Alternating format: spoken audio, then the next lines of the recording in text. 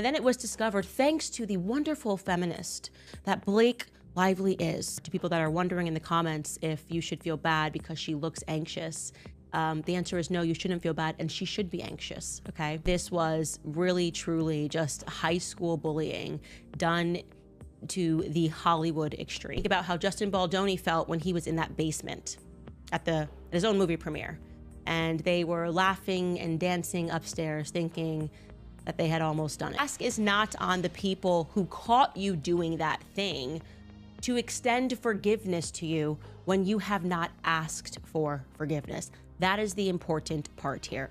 And then it was discovered, thanks to the wonderful feminist, that Blake Lively is, to people that are wondering in the comments if you should feel bad because she looks anxious. The answer is no, you shouldn't feel bad, and she should be anxious. Okay, Blake Lively is freaking out after Candace Owens just obliterated her entire victim act and exposed every pathetic move she pulled, and this was really truly just high school bullying done to the Hollywood extreme. Candace didn't back tearing apart Lively's manipulations, media bribery, and desperate attempts to ruin Baldoni. She was a massive. She even said Blake can't be forgiven for the sheer level of deceit she orchestrated. Think about how Justin Baldoni felt when he was in that basement at his own movie premiere and they were laughing and dancing upstairs thinking that they had almost done it. Blake Lively is in full-blown crisis mode, and honestly it is hilarious to watch. Candace Owens just obliterated her. This is what happens when you try to play the victim while pulling dirty moves behind the scenes. Eventually someone with actual intelligence like Candace will call you out, and you won't have a PR team big enough to clean up the mess. And let's be real, Blake thought she was untouchable. She thought she could just pull some feminist buzzwords out of thin air, manipulate the media, and walk away looking like a hero. Nope, not today, not on Candace's watch, and definitely not after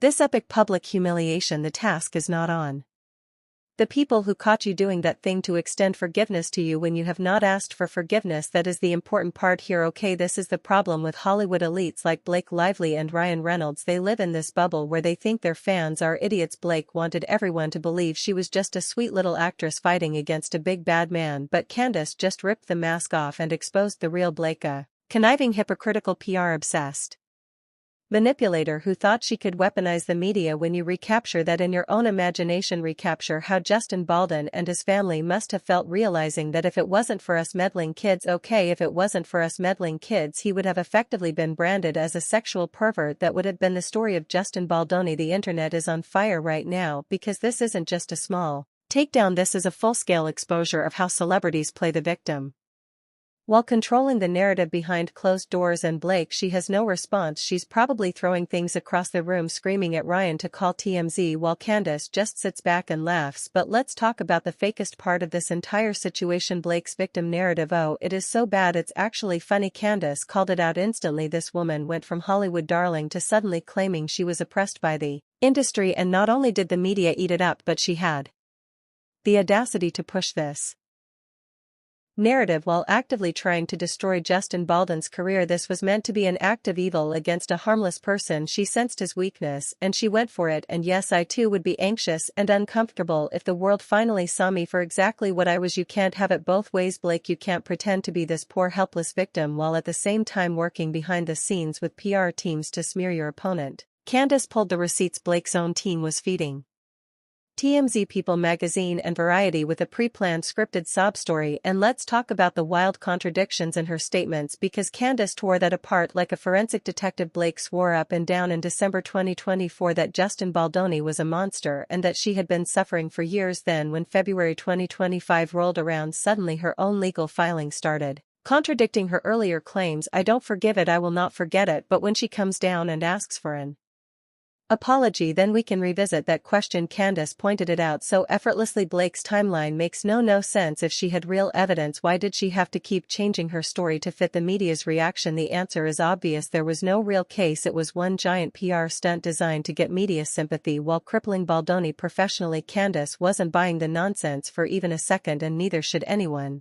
with a functioning brain who was into a category of porn that nobody has ever heard of, which is a woman giving birth. Realize that they sat down, they made threats in an effort to take over his movie, and when they didn't get what they wanted, they were willing to brand him as a sexual predator via one of the most powerful news organizations in the world. Now the best part of Candace's takedown, she exposed how Blake Lively is the definition of a fake feminist. Oh, Blake loves to scream about women's empowerment, but only when it benefits her. She was one of the loudest voices during the Has Had Me Too movement, acting like she cared about holding powerful figures accountable. Thanks to the wonderful feminist that Blake Lively is. Fast forward to 2025 and she's literally using the same media tactics to ruin a man's reputation without due process. So what happened to all those "we need to believe in justice" speeches? Blake, did those suddenly become inconvenient now that you're the one pushing lies? Candace mocked this so brutally, and rightly so. Blake is the kind of person who cries about Hollywood being corrupt while using the exact corruption she pretends to fight against. We do know is that there has definitively been a noticeable transition in Blake Lively's public demeanor. Right, we're kind of used to seeing, and pardon my language here, but we're very used to seeing like a Blake, right? She's very unkind to reporters, and genuinely I think that there's just a lack of a better word there. And here's where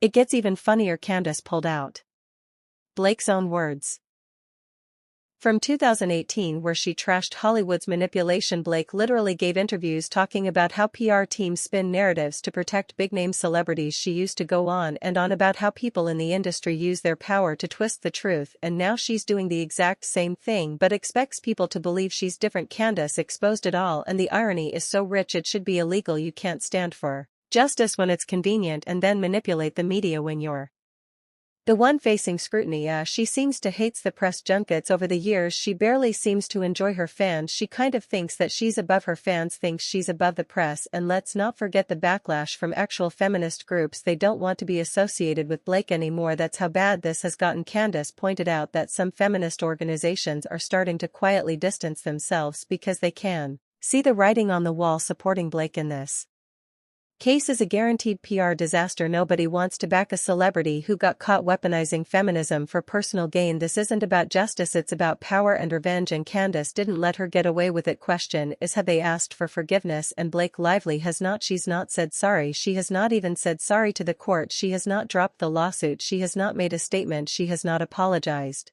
to anyone for attempting to execute an act of perfect evil. And this next part was the ultimate mic drop moment. Candace directly compared Blake's media strategy to Amber Heard's. Oh, you know that one hurt. Candace pulled up every similarity: the PR manipulation, the fake feminist rhetoric, the victim playing, the contradictions, the shifting narratives, and the ultimate public exposure. The parallels are so obvious it's shocking more people didn't call it out sooner. And let's be real, we all saw how that ended for Amber Heard. Candace flat out said what everyone was thinking: Blake is running the same playbook and it's about to blow up in her face just like it did for Amber. I believe truly it is not an act to suggest that Blake Lively is anxious at this moment in time with so much on the line and everything that she feels that she's worked for it. This is what happens when celebrities think they're untouchable. Blake really thought she could use social justice movements as a shield to avoid accountability, but Candace wasn't having it. She ripped apart every single lie, every fake claim, and every attempt to twist the narrative, and now Blake Lively is spiraling. There is nothing left of her credibility except a pile of contradictions and a public image that's falling apart in real time, and she has no one to blame but herself, because people are just not going to watch a movie with Blake Lively in it. Ryan Reynolds: I'm just a funny guy who stays out of drama, just got completely exposed for